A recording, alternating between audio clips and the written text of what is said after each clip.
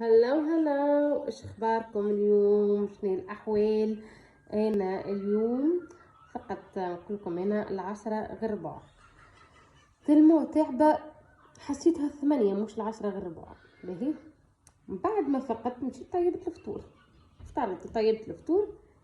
كي طيبت الفطور اتكيت في الصالون هنا شوي، هزني النوم. خرجت البر درت شويه ورجعت هكا في حاله في حاله في حاله في حاله لطف وبرد.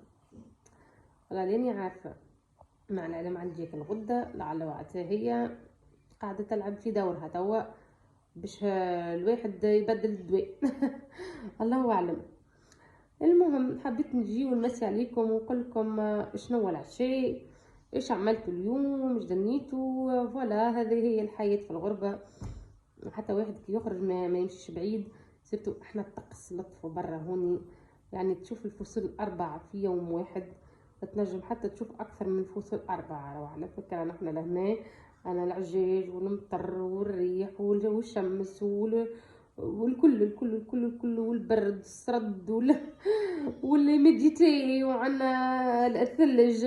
يعني شو انت 8 حوايج ولا 7 حوايج في حاجة واحدة في نهار واحد. الواحد قلق فد الروح متاعو طلعت من الغربة. وزيد انا مانيش مروحة السنة، ظروف حكم السيد رئيس الله غالب، حكم علينا الظروف السنة مانيش مروحة. عنا اسبابنا منهم ماديين، ما نكذبوش على بعضنا. ما خدمناش برشا وابخيتو حتى كي نروحوا مرات.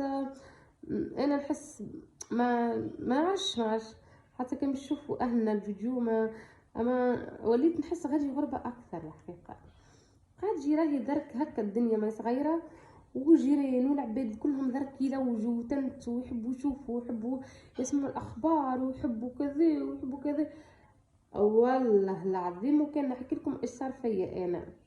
في كل مرة نهبط نضرب لك 10 ايام نوما على الفراش، والطبيبة درك داخلة خارجة عليا، وانا مرات نمشي للسبيطار بحذانا كذا كل شيء.